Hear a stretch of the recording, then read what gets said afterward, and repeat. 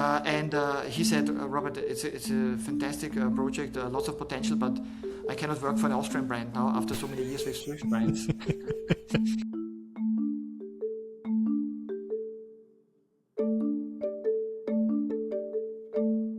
Three would claim that you can fly very high, three would claim that you can dive very deep, and three say you can drive a car very fast with this watch. One claims that it's not your watch, you keep it just for the next generation. Yes.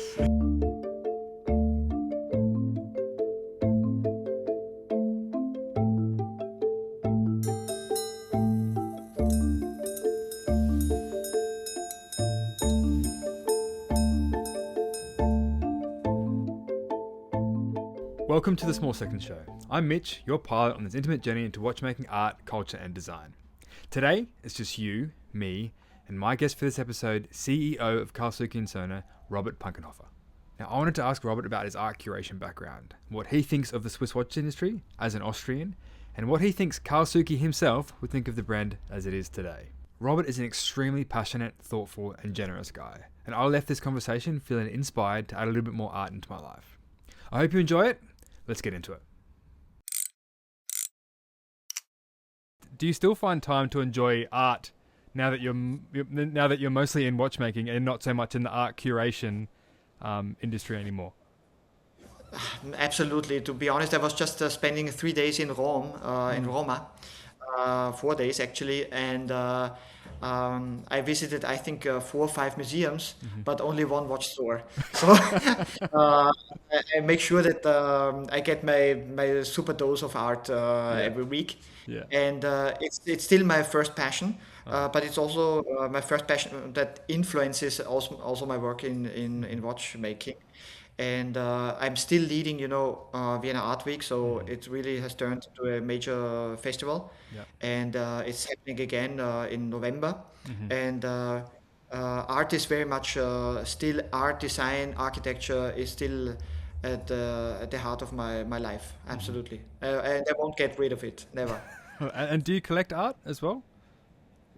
I'm not collecting, but via the many years of curating exhibitions and doing projects, I do have lots of works. Actually, I have like a storage outside Vienna, but it's more like a documentation of projects. Like with the island on the river, for example, I have prints and early drawings of the first concepts. Also, from my time in Mexico with my not-for-profit space there, I got like presents from artists whom I have supported very early in their careers. Yeah. And so there is a collection, but I just bought one work from a fantastic photographer in Berlin. But again, I have worked 3 or 4 exhibitions already with her over the last 20 years. Yeah. So it's more like a documentation of projects. Yeah. Yeah. That's Um, amazing. yeah. But I also buying historic Wow. uh, watches. Oh, wow. Uh, Beautiful. yeah, it's a minute repeater with 3 hammers Yeah. from Carl Suchy Söhne, Wow. and so I do collect also this kind of amazing pieces for our archive. So This is art as uh, well, I'm not- you know? yes, this is total art. Yeah, Yeah. if you want, I can try to bring it to a ring. Please. Let me see.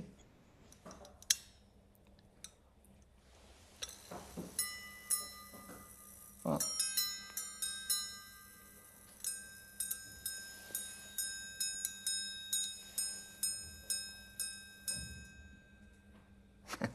Yeah, Incredible. yeah. So I laughed at, yeah. How did you come across this watch?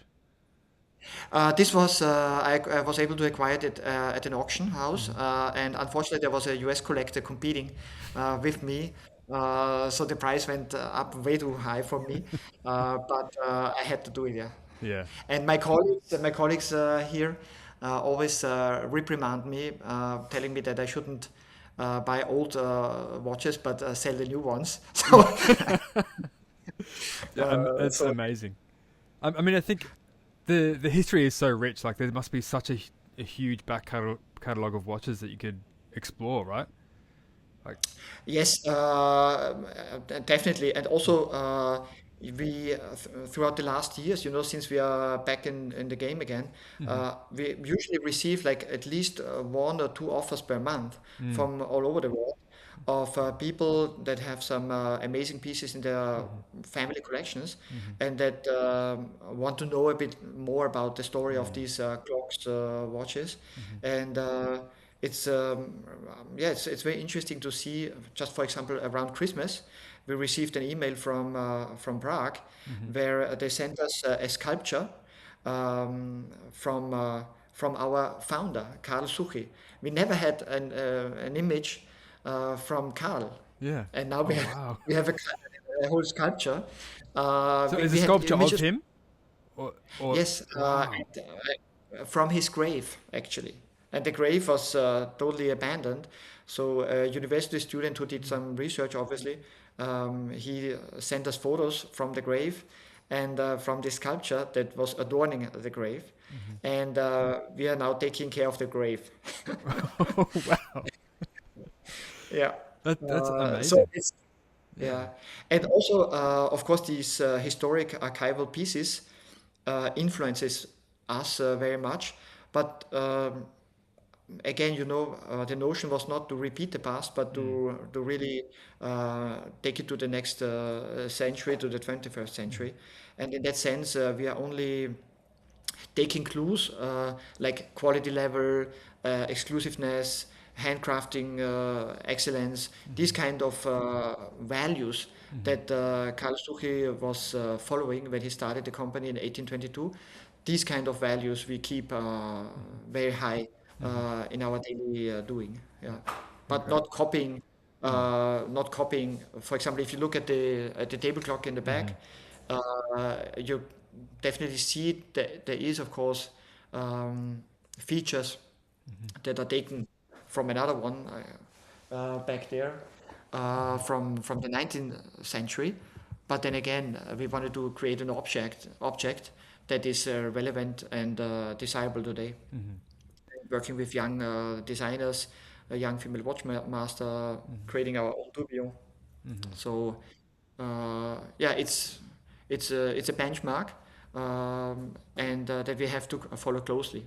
Yep. I mean, I know I'm not sure if I mentioned to you when I restarted the company, I had some early contacts with investors, Mm-hmm. also from Hong Kong, and I remember he told me, "Hey Robert, um, this is not a business, no, with these high prices and small, really exclusive Mm-hmm. production batches.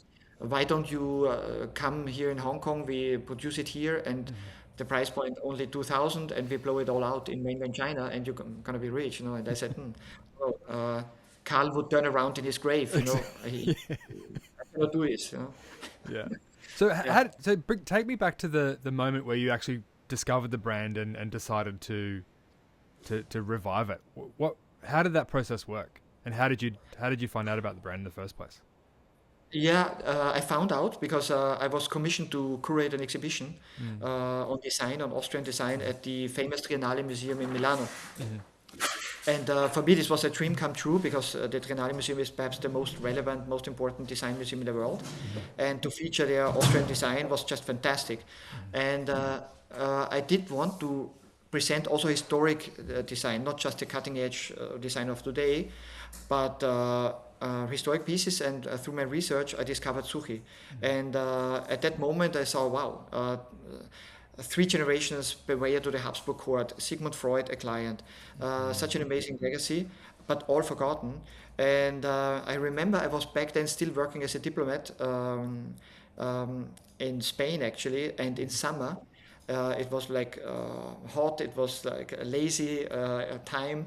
Um, Spanish companies would go on holidays, Austrian companies would go on holidays. And so I had some time and I said, I'm going to research now further this story. And at the end, I said, I do my own watch. So I was not like in watch collecting but I never had found a watch that I really liked. There was just this kind of Max Bill Mm-hmm. watch that was very minimal architectural influenced. And so basically, I said I do my own watch, and then one step after the other. I found a young designer from Ekal who hadn't graduated yet, but was focusing on luxury industry. I had a graphic communications designer, and most importantly, I connected with Mark Jenny, our watchmaster, who was back then president of the Académie des Horlogères Indépendants, and so really a top watchmaster who was challenged by my aim to revive an Austrian brand, not just not another Swiss brand. And so I had the first 22 pieces. We were collaborating with Rocher also for the movement, for the high-end movement, with remember with the micro rotor. Um, and so I had the first 22 pieces, and I was able. Uh, First of all, I was already broke to produce that. I'm not a rich man, So, and so you second, left your full time job to do it. after yes, after at age 54, Yeah. yes, Was that I left scary? the career. Was that a scary moment for you? Uh, Back then it was for sure scary because it was just 2 months after my going independent with Suchy and with my art business. Just 2 months after Corona lockdown happened, and so I really, I did had a kind of a shock moment, but at the end of the day, I never regretted, and I'm super happy about it, and I'm still in touch with all my former colleagues in the diplomatic embassy scene, trade commissioners, and they help me organizing events throughout the world now. And but it was many friends told me, Robert, you are crazy. Go on as a diplomat. You're a trade commissioner in Beijing or elsewhere. Fantastic job, and it was. But for me, at that time, I had the feeling that again, what my life is all about, I think, is to create beautiful stuff out of nothing. So to be creative in that context of the foreign ministry, and I did it like the world fairs, etc. I had amazing mentors back then during 20 years basically, where I was very much also able to do major exhibitions, more on the business side, but still. But at that point, I said, yeah, it was the right moment. And but I had a lawyer. I had many friends that told me, no, don't do it. But no regrets. And yeah, it's good. Also, also money wise, it's better. Yeah, at the end of the day. So with my two passion projects, yeah. Uh, Also, my motto was always meaning is more than money, and in that sense, I'm very well nicely rewarded, and it's passion driven, no, and I have no boss that tells me what to do, Yeah. which sometimes I would like to do to have that, but uh, Someone you can rely on, maybe, not just yourself. Yeah. Yeah. yeah. No, but in that sense, yeah, I was able to sell the first pieces to my father had to buy one, my brother Of had to buy course. one, this Wild series, and some early fans of the brand, and only then I was thinking about why not creating a company, and I wrote as- I think I told you, no, I wrote two cold emails to Jean-Claude Biver. Yes, you told me. Yeah. And he said, Robert, it's a fantastic project, lots of potential, but I cannot work for an Austrian brand now after so many years with Swiss brands.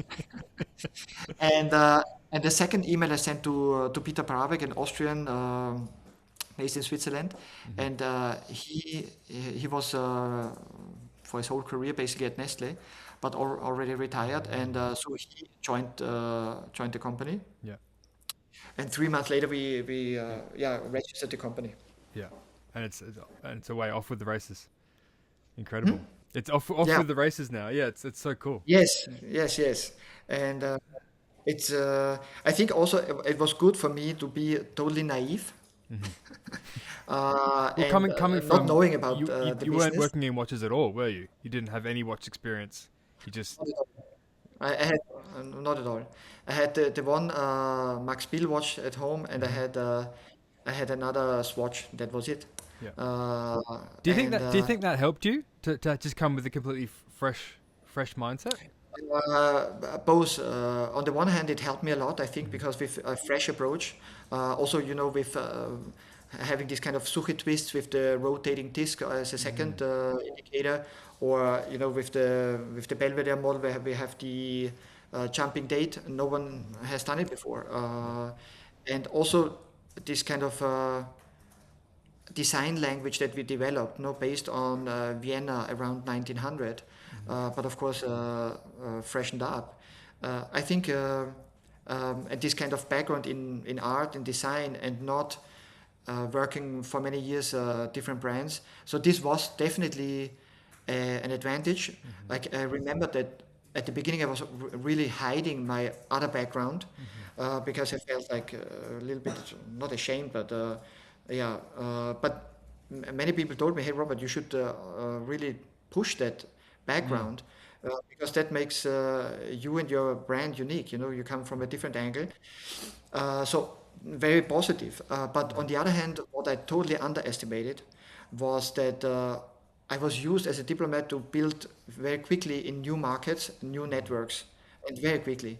But I was not aware how difficult it is to venture into this kind of high-end watchmaking scene, very much Swiss, of course, very tight clusters of expertise, of trust, and this was very difficult at the beginning. For example, even in Vienna, I thought every retailer would like to list me and sell my watches. No, no one was waiting for me and another brand. And Yeah. this was like 9 years ago now. Now I think it's even more difficult for a new start. For us, it's thanks God, it's getting way. Every year it's built up, and it's getting easier. But I totally underestimated how important it is to have this kind of long-term network. It was very helpful that we had Mark Jenny, for example, on board, who was with Mr. Gerber, with Tiffany, and a couple of other high-end brands. Um, but it was an uphill struggle at the early days. Was it a benefit to you to have this historic brand name, or did the majority of retailers didn't know who it was? It was definitely, well, how can I put it? No one will buy a watch just for the legacy's sake. Yeah. So the legacy is great. It's unique. No one can copy it. It's nothing invented. It's all in the archives. So this is a major advantage. We don't have to make up any marketing stories, and it's a fantastic reference. But then again, it's a nice add-on. But then again, what our collectors appreciate is more on the side of the design language, the movement, the little details we built into our watches and clocks. So it's really about the product then, and it's a nice add-on. Oh wow, you were already delivering to the Habsburg emperors, and if they look at that, it helps, but it's not the reason why they would buy. Yeah. Yeah. Interesting. I had a bunch of questions for you that I wanted to ask for this interview, but then I got an email about 20 minutes ago saying that you just released a new watch, the Waltz Number One Hoffmann edition. So it blew my whole plan out the window. I want to talk about this watch because I saw it and I was like, this is just incredible. I love the dial and the hour markers and just everything about it. So can you talk? Who is Joseph Hoffmann? Because I'd never heard of him before. Joseph Hoffman, yeah.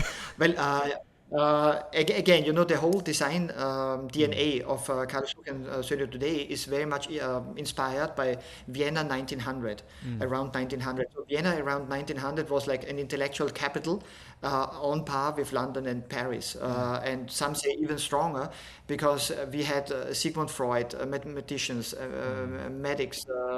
Nobel Prize winners, I don't know, three, four, etc. And it was really an intellectual hub, also in the arts with Klimt, Gustav Klimt, Egon Schiele, the secession movement, etc. And so one of the most influential architect and designer was Joseph Hoffmann. He basically was the man who defined Viennese modernism, together with Adolf Loos and Wagner and some others. So it was really Vienna was like a melting pot, you know, from back then Austria was like an empire with more than 50 million inhabitants, and the most talented people, just like Suchy, they wanted to be close to the court and close to the imperial palace, and so everyone gathered from industry, from um, science, etc. So Joseph Hoffmann created basically a style that was cutting with the historicism of the past of the 19th century, 18th century.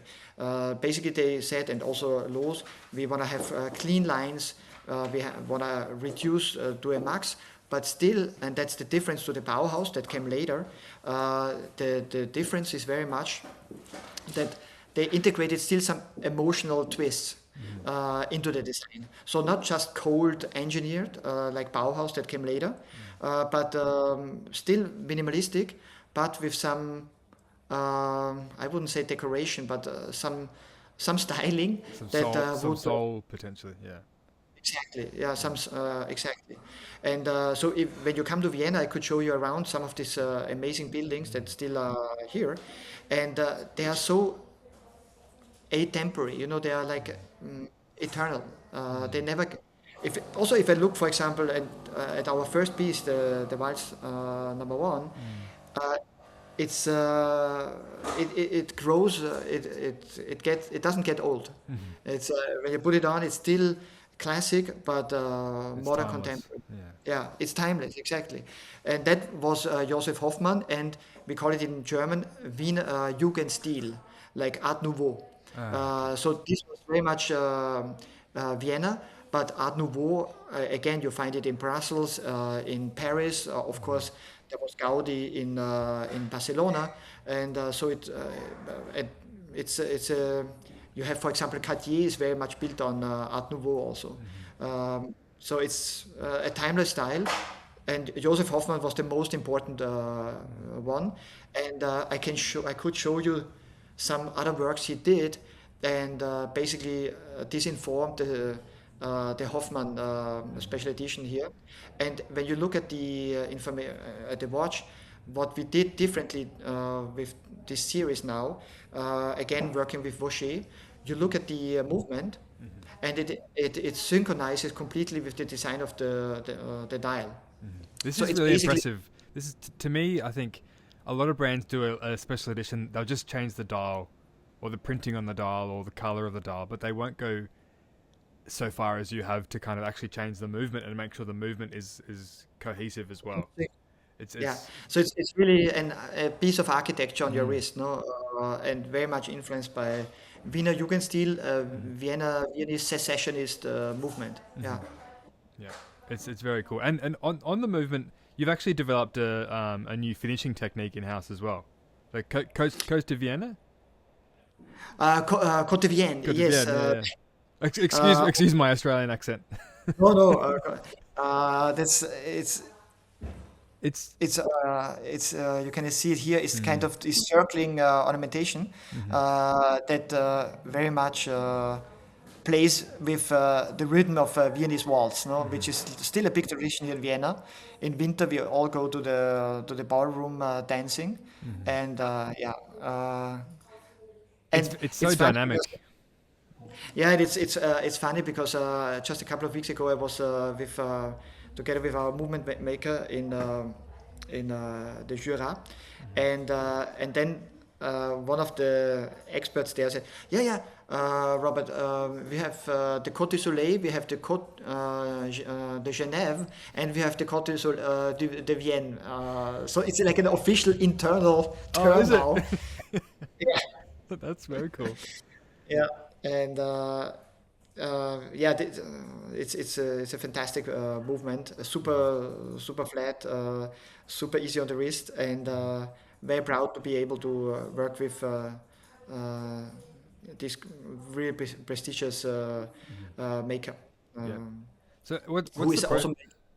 What's the process like? If you say you wanted to go to them to develop a new movement like the one for the Hoffmann edition, is it, are they very open to your adjustments to the movement, or is there a little bit of back and forth? Like, this is what you can do, this is what you can't do. In that With that project, we were super lucky. Mm. uh, and I shouldn't develop it further, but it was they already had this pre-developed basically, and so we did not have to invest so much in the development. Mm-hmm. Otherwise, for a development, when you go to Switzerland, people will tell you, well, minimum already based on some earlier work, but still 60, 70, 100, 200,000. I remember that I have one budget in my head that a friend told me. I shouldn't mention it, but they invested like I think 2 million just development costs. Wow, and that's before the production of the movements. Not yet produce the movements, Yeah. just the development, Wow. the prototyping. Yeah, that's incredible. And this, of course, like big conglomerates like Louis Vuitton and Tennessee, they can do it, and it doesn't guarantee success, but still, yeah.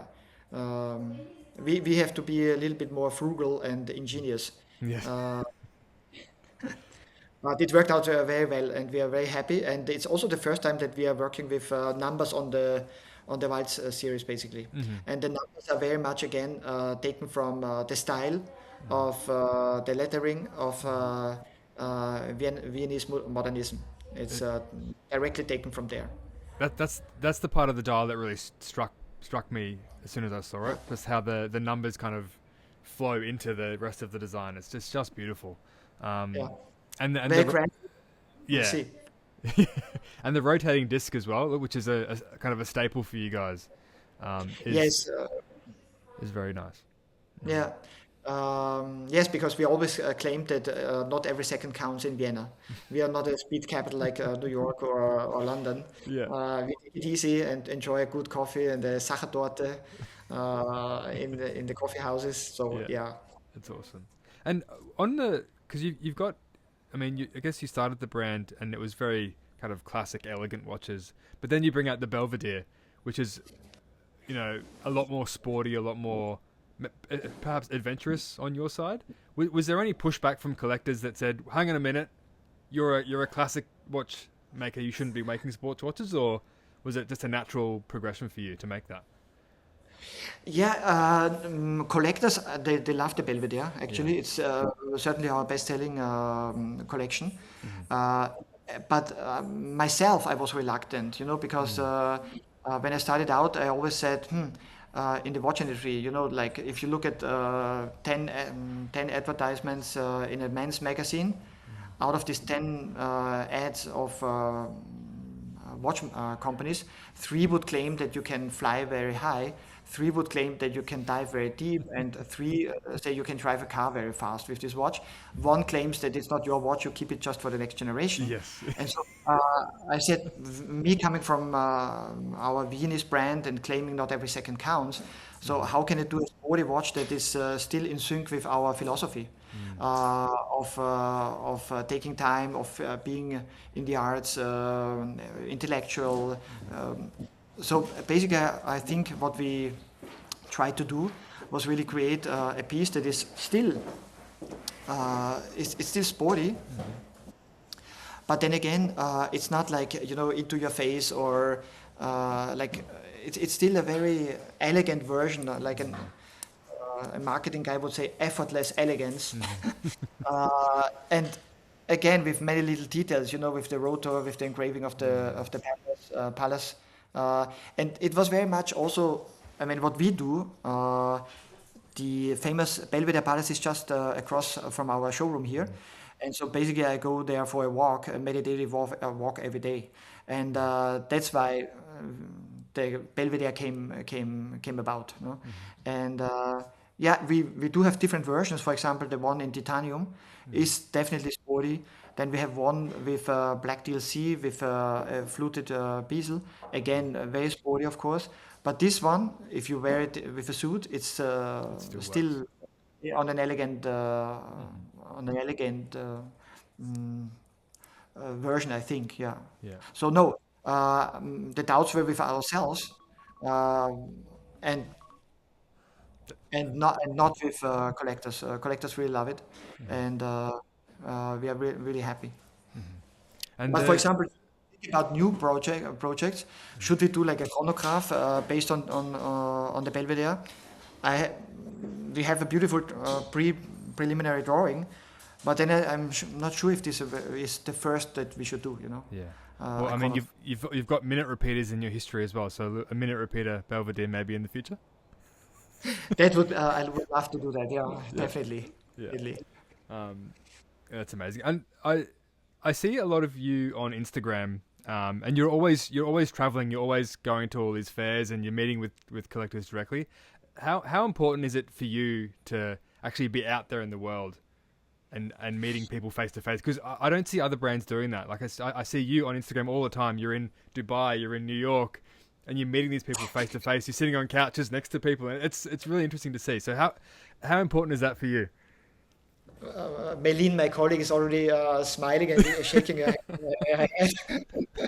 Yes, this is absolutely necessary for business. Absolutely necessary for business. It has nothing to do with my nomadic soul. Okay. Uh, Yeah. I'm working as a former diplomat and feeling more at home in an airplane than here at the office. Yeah. No, but to be honest, for a niche brand like us, it's super important that Hmm. people meet me personally on the one hand, the creator, but also seeing the pieces live. We have Hmm. a very select group of retailers, yes, but there are many places that people have no chance to see the pieces.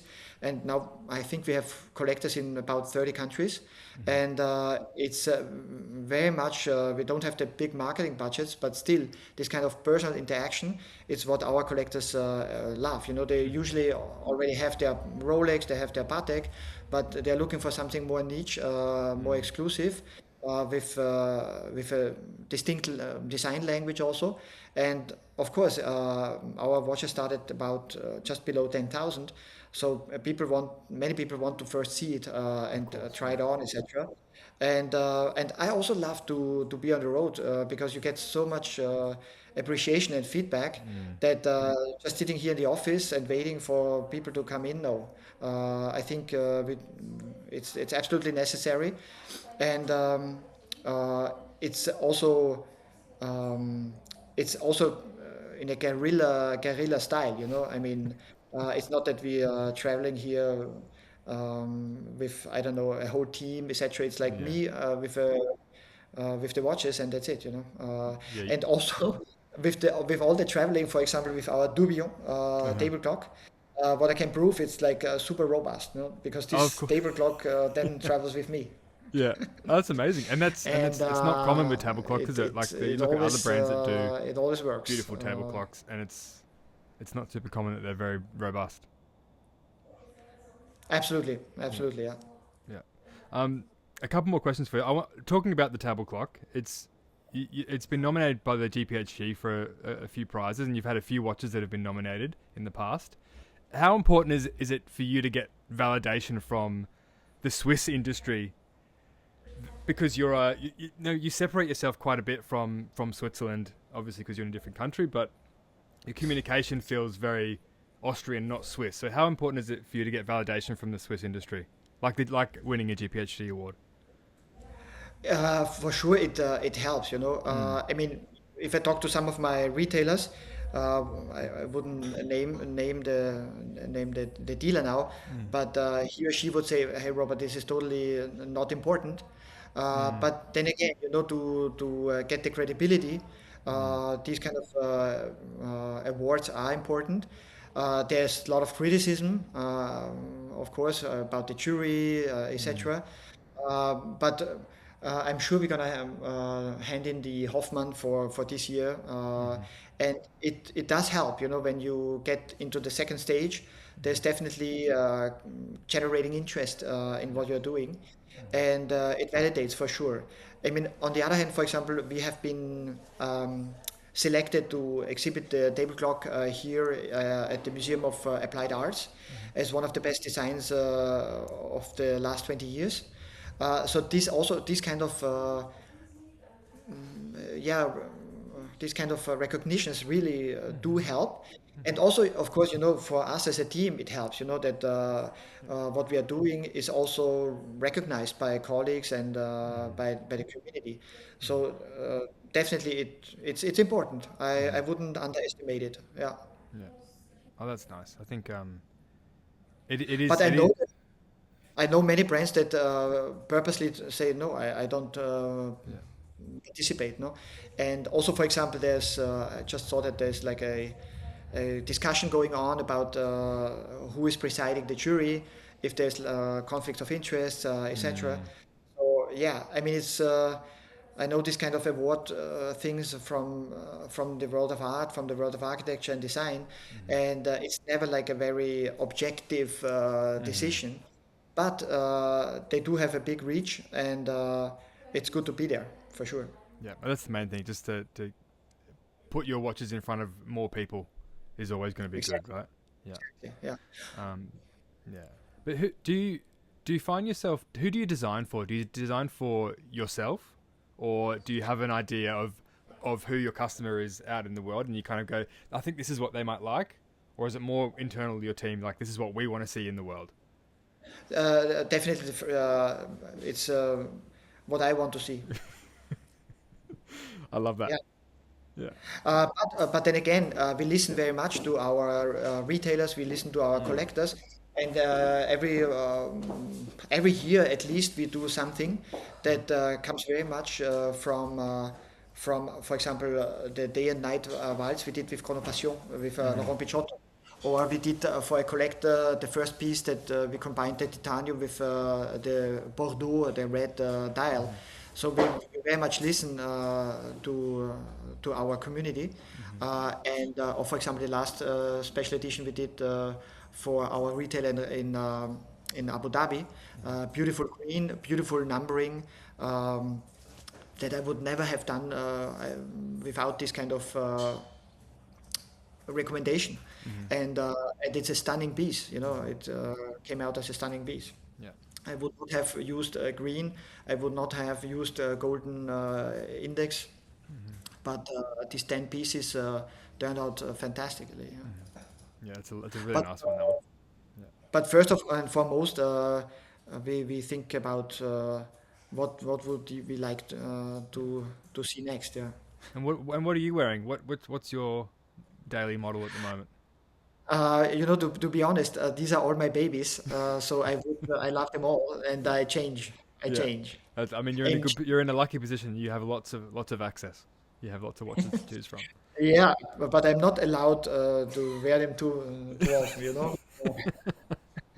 But perhaps in Geneva, I'm gonna wear the minute repeater. Incredible. Yeah, please take it with you. Why not? Yeah, I will. I will. Um, I'll leave you with this one more question. I want to know if you went back in time, or if you could go back in time to speak to Mr. Suchy, Yeah. do you think he would be proud of the direction you've taken the brand? And is there anything that you would ask him? Like, would you ask advice, or what would you say to him? I think he would be proud Yeah. because he sees that this is really like a labor of love Mm. with a lot of attention to details and respecting this amazing legacy from the values that basically he defined the company in 1822. What I would love to ask him, hey, come on, Carl, let's rebuild the workshop again, Yeah. and and get up the production here in Vienna. Yeah. Uh, and I think he could be of great help. Yeah. It would be amazing. Amazing to see him, even if you could bring him forward and kind of join the team with you. That would be Yeah, pretty cool. yeah, yeah. Amazing. Perhaps artificial intelligence will help us and robots. We'll see. Yeah, he'll be back soon. He'll be back soon.